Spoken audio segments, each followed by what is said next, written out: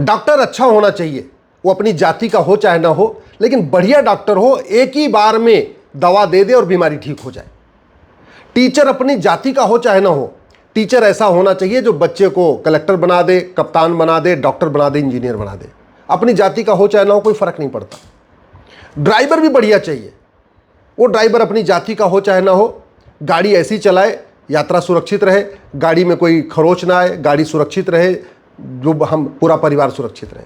लेकिन सांसद और विधायक अपनी जाति वाला चाहिए, राज्यपाल अपनी जाति वाला चाहिए, मुख्यमंत्री अपने जाति वाला चाहिए, प्रधानमंत्री अपने जाति वाला चाहिए, राष्ट्रपति अपने जाति वाला चाहिए, उपराष्ट्रपति अपने जाति वाला चाहिए। अपना जहां व्यक्तिगत स्वार्थ है वहां हर चीज में क्वालिटी चाहिए। वो अपनी जाति का होना चाहे ना हो, मोची अपनी जाति का होना चाहे ना हो, ऐसा होना चाहिए बढ़िया जूता पॉलिश कर दे, जूता चमक जाए। डॉक्टर बढ़िया चाहिए, जाति का हो चाहे ना हो। आर्किटेक्ट बढ़िया चाहिए, जाति का हो चाहे ना हो। मिस्त्री बढ़िया चाहिए, जाति का हो चाहे ना हो। लेबर बढ़िया चाहिए, जाति का हो चाहे ना हो। खाना बनाने वाला बढ़िया चाहिए, जाति का हो चाहे ना हो।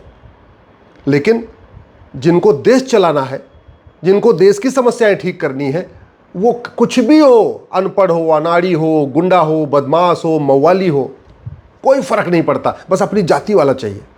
आज तक कभी दिमाग लगा के सोचा भी नहीं कि जिन राज्यों में ब्राह्मण मुख्यमंत्री हैं वहां ब्राह्मणों की कौन सी समस्या ठीक हो गई? जिन राज्यों में क्षत्रिय मुख्यमंत्री हैं वहां पे क्षत्रियों की कौन सी समस्या ठीक हो गई?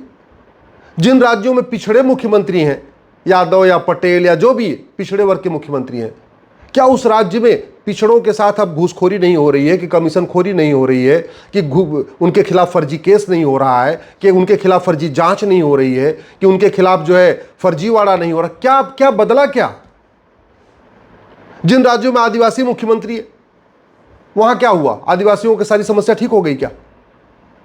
काश हम लोग थोड़ा अपना बुद्धि विवेक लगाते। जो ये पॉलिटिकल पार्टियों ने मानसिक खतना कर दिया है उससे हम बाहर निकल पाते। इस बात पे चर्चा नहीं हो रही है कि भारत में घूसखोरी, कमीशनखोरी, सूदखोरी, मुफ्तखोरी कैसे खत्म होगी। बस इस बात पे चर्चा हो रही है कि राष्ट्रपति कौन होगा, उपराष्ट्रपति कौन होगा, किस जाति का होगा, सांसद किस जाति का होगा, मंत्री किस जाति का होगा। इस बात पे चर्चा नहीं हो रही है कि भारत में इतनी हरामखोरी क्यों है, इतनी जमाखोरी क्यों है, इतनी मिलावटखोरी क्यों है, इतनी कालाबाजारी क्यों है। जापान में क्यों नहीं है, सिंगापुर में क्यों नहीं है। इस बात पे कभी नहीं चिंतन हो रहा है, कभी नहीं चर्चा हो रही है कि भारत में इतनी गौ तस्करी क्यों है, इतनी नशा तस्करी क्यों है, इतनी मानव तस्करी क्यों है, इतना अवैध हथियारों का कारोबार क्यों है।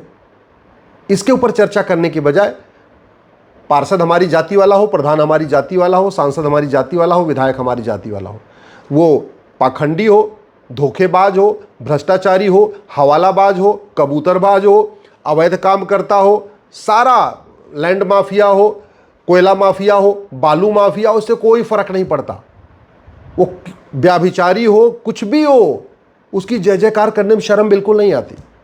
हाँ, टीचर अच्छा चाहिए, डॉक्टर अच्छा चाहिए, मोची अच्छा चाहिए, ड्राइवर अच्छा चाहिए, कंडक्टर अच्छा चाहिए, माली अच्छा चाहिए, घर में काम करने वाली अच्छी चाहिए। घर में काम करने वाली अपनी जाति को हो चाहे ना हो, बस अच्छी तरीके झाड़ू पोछा करें।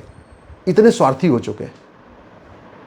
आखिर इस बात पे चर्चा क्यों नहीं हो रही है कि भारत में इतनी जासूसी क्यों है, भारत में इतनी गद्दारी क्यों है, भारत में इतनी कामचोरी क्यों है, भारत में इतना सीनाजोरी क्यों है, भारत में इतनी झपटमारी क्यों है? सिंगापुर में क्यों नहीं है? क्या सिंगापुर के सांसद विधायक हमारे सांसद विधायक से ज़्यादा अच्छे हैं? क्या सिंगापुर के प्रधानमंत्री और राष्ट्रपति हमारे प्रधानमंत्री राष्ट्रपति से ज़्यादा अच्छे हैं? आखिर अंतर क्या है? इन जो समस्याएं भारत में से सिंगापुर में क्यों नहीं है, जो समस्याएं भारत में वो जापान में क्यों नहीं है, जो समस्या भारत में वो चीन में क्यों नहीं है, इसके ऊपर चर्चा करने की बजाय बस सुबह से लेकर शाम तक जाति की माला जप रहे हैं, जाति की माला जप रहे हैं, भाषा, क्षेत्र, बस इसी की माला में अटके पड़े।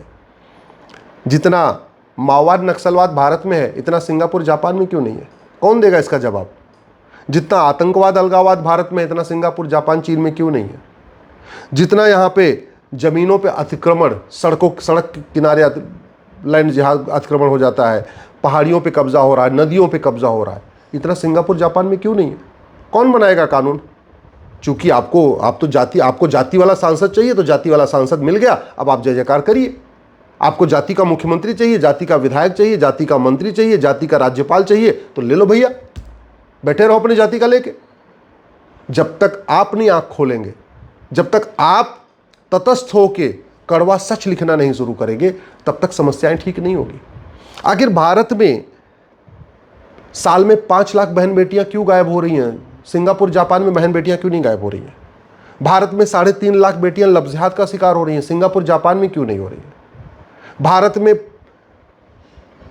साल में 40 लाख लोगों का धर्मांतरण हो रहा है, सिंगापुर जापान में क्यों नहीं हो रहा है? भारत में दुनिया में सबसे ज़्यादा बच्चे यहीं पैदा हो रहे हैं, कौन रोकेगा इनको? कानून बनाना पड़ेगा। कानून कौन बनाएगा? संसद विधानसभा बनेगा। कैसे? जब आप आवाज़ उठाएंगे। लेकिन आप तो अपने जातियों में मस्त है। आपको तो जाति वाला विधायक मिल गया, जाति वाला सांसद मिल गया, जाति वाला मुख्यमंत्री मिल गया, जाति वाला गृह मंत्री मिल गया, जाति वाला पार्षद प्रधान मिल गया। अब आप तो मस्त है, मस्त बने रहिए। और फिर शिकायत करेंगे, अरे थाना भ्रष्टाचार का अड्डा बना हुआ है, तहसील भ्रष्टाचार का अड्डा बना हुआ है, हमको न्याय नहीं मिल रहा है, हमको तारीख पे तारीख जाना पड़ रहा है। तो तारीख पे तारीख मिलेगी ना। आपको जाति वाला मिल गया तो आप जाति वाला लेके बैठे रहिए, फिर तारीख पे तारीख क्यों रोना, क्यों रो रहे? आखिर जितना मजहबी उन्माद भारत में है, इतना सिंगापुर जापान में क्यों नहीं है? जितना झूठ फरेब भारत में है, जितना घटतौली और नक्काली भारत में है, जितना चोरी और डकैती भारत में है, इतना सिंगापुर जापान में क्यों नहीं है? सिंगापुर और जापान में सतयुग क्यों है और भारत में कलयुग क्यों है? सिंगापुर और जापान में राम राज्य क्यों है और भारत में इतनी अराजकता क्यों है? कभी सोचा आपने? हमारे नियम कानून घटिया है, हमारा सिस्टम घटिया है, हमारा एजुकेशन सिस्टम घटिया, हमारा जुडिशल सिस्टम घटिया, हमारा टैक्स सिस्टम घटिया, हमारा एडमिनिस्ट्रेटिव सिस्टम घटिया, हमारा पुलिस सिस्टम घटिया। ये घटिया जब नियम कानून बदलेंगे तब व्यवस्था बदलेगी, तब भारत में राम राज्य आएगा, तब भारत में सतयुग आएगा, तब भारत विश्वगुरु बनेगा, तब भारत को परम वैभव मिलेगा। बातें करने से कुछ नहीं होगा। दुनिया के कई देशों को परम वैभव मिल चुका है, दुनिया के कई देशों में राम राज्य है, दुनिया के कई देशों में सतयुग भी है। ये सारी अराजकता भारत में है क्योंकि हमारा नियम कानून घटिया है और आम जनता जाति के जहर में डूब चुकी है, भाषावाद के जहर में डूब चुकी है, क्षेत्रवाद के जहर में डूब चुकी है। आपको समझ में नहीं आ रहा है। आपको जाति भाषा क्षेत्र के आधार पर लड़ा के और माल पानी खूब बना रहे हैं। कोई 5,000 करोड़ का मालिक हो गया, कोई 10,000 करोड़ का मालिक हो गया, कोई 20,000 करोड़ का मालिक हो गया। आपको पार्षद और प्रधान ऐसी जाति के आधार पर तोड़ते हैं और साइकिल से चलते हैं, जैसे पार्षद बनते, प्रधान बनते, फॉर्च्यूनर खरीद लेते हैं। आपकी स्थिति में कोई बदलाव नहीं आता, आप जय जयकार करते रहते हो। आप दिमाग ही नहीं लगाते यार, ये पार्षद कल तक स्कूटी से चल रहा था, साइकिल चल रहा था, ऐसा क्या हुआ प्रधानमंत्री फॉर्च्यूनर खरीद लिया, स्कॉर्पियो खरीद लिया, बोलेरो खरीद लिया? ऐसा इसकी कोई तनख्वाह तो बढ़ी नहीं, कोई बिजनेस व्यापार तो बढ़ा नहीं, हुआ क्या? आपके हिस्से का पैसा लूट के ले गया, उसने फॉर्च्यूनर खरीद लिया। आप जय जयकार करते रहो जाति के आधार पर। कभी इस बात पर चर्चा ही नहीं हो रही है कि जितनी चीटिंग, फ्रॉड, फोर्जरी भारत में है, इतना सिंगापुर जापान में क्यों नहीं है? इस बात पे चर्चा ही नहीं हो रही है जितना हवालाबाजी, कबूतरबाजी, पत्थरबाजी, तोलाबाजी भारत में है, इतना सिंगापुर जापान में क्यों नहीं है? इस बात पे चर्चा ही नहीं हो रही है कि परिवार हमारे क्यों टूट रहे हैं, भाई भाई एक दूसरे को क्यों मार रहे हैं, संयुक्त परिवार की प्रथा क्यों खत्म होती जा रही है, इसके ऊपर चर्चा ही नहीं हो रही है। दुनिया के सबसे ज़्यादा बीमारियां भारत में फैल रही हैं, इसके मूल कारण पर चर्चा ही नहीं हो रही है। दुनिया में सबसे ज़्यादा भ्रष्टाचार भारत में, मूल कारण पे चर्चा नहीं हो रही है। दुनिया में सबसे ज़्यादा नक्सलवाद भारत में, मूल कारण पे चर्चा नहीं है। दुनिया में सबसे ज़्यादा माओवाद भारत में, दुनिया में इसके मूल कारण पे चर्चा नहीं है। दुनिया में सबसे ज़्यादा लव जिहाद भारत में, दुनिया में सबसे ज़्यादा लैंड जिहाद भारत में, दुनिया में सबसे ज़्यादा ड्रग स्मगलिंग भारत में, दुनिया में सबसे ज़्यादा घुसपैठिए भारत में रहते हैं, दुनिया में सबसे ज़्यादा जनसंख्या विस्फोट भारत में हो रहा है। इसके ऊपर चर्चा नहीं हो रही। चर्चा क्या हो रही है? राष्ट्रपति किस जाति का होगा, उपराष्ट्रपति किस जाति का होगा, प्रधानमंत्री कौन होगा, मुख्यमंत्री कौन होगा, सांसद किस जाति का होगा, विधायक किस जाति का होगा, पार्षद किस जाति का होगा, प्रधान किस जाति का होगा। तो लेके बैठे रहिए अपनी जाति का पार्षद प्रधान। फिर शिकायत मत करिए कि स्कूल बदहाल है, फिर शिकायत मत करिए कि हॉस्पिटल में जगह नहीं है। अगर सिर्फ स्कूल में बदहाल है, स्कूल फटेहाल है, सरकारी स्कूल बच्चों को पढ़ाने लायक नहीं है, उसके लिए आप जिम्मेदार हैं, क्योंकि आपको अपनी जाति वाला सांसद विधायक चाहिए, अच्छा स्कूल नहीं चाहिए। आपको अपनी जाति का सांसद विधायक मुख्यमंत्री चाहिए, आपको अच्छा हॉस्पिटल नहीं चाहिए। आपको अपनी जाति का पार्षद प्रधान चाहिए, आपको अच्छी न्यायिक व्यवस्था नहीं चाहिए। थाना भ्रष्टाचार का अड्डा बना हुआ है। थाना जो प्राथमिक सुरक्षा केंद्र होना चाहिए वो भ्रष्टाचार का अड्डा बना हुआ है। उसके ऊपर संसद विधानसभा में चर्चा नहीं हो रही है। तहसील जिसको प्राथमिक न्याय केंद्र होना चाहिए वो भ्रष्टाचार फर्जीवाड़े का अड्डा बना हुआ है, उसके ऊपर संसद विधानसभा में चर्चा नहीं हो रही है। 5 करोड़ मुकदमों के कारण 5 करोड़ परिवार टेंशन में है, उस पर संसद विधानसभा में चर्चा नहीं हो रही है। झूठी शिकायतें हो रही हैं, लाखों लोग झूठी शिकायत से परेशान हैं, लाखों लोग पुलिस की झूठी जांच से परेशान हैं, लाखों लोग झूठी गवाही से परेशान हैं, लाखों लोग जज के झूठे फैसले से परेशान हैं। क्यों? क्योंकि थाने में भी भ्रष्टाचार है, तहसील में भ्रष्टाचार है, कोर्ट में भ्रष्टाचार है, लेकिन भ्रष्टाचार पे संसद विधानसभा में चर्चा ही नहीं हो रही। करोड़ों लोग, माता पिता, करोड़ों लोग नशे के कारण परेशान है। किसी का बेटा नशेड़ी है, किसी की बेटी नशेड़ी है, किसी की बहू नशेड़ी है, किसी का पति नशेड़ी है, किसी का पिता नशेड़ी है, लेकिन नशे को कैसे खत्म कर दें इसके ऊपर चर्चा नहीं हो रही। छापा पड़ रहा है, इतने किलो अफीम, इतने किलो चरस, इतने किलो। अरे भैया, सिंगापुर वाला कानून बनाने में क्या दिक्कत है सीधे फांसी देने के लिए? इस पे चर्चा नहीं हो रही है। इसलिए मैं आपसे हाथ जोड़ के निवेदन कर रहा हूं, दल गुलामी छोड़िए, पार्टियों की गुलामी छोड़िए। अगर आप दल गुलामी, पार्टियों की गुलामी करते रहेंगे और स्वतंत्र होकर लिखना नहीं शुरू करेंगे, कुछ नहीं बदलेगा। बदलाव तब आएगा जब आप निर्भीक होकर कठोर कड़वा सच लिखना शुरू करेंगे।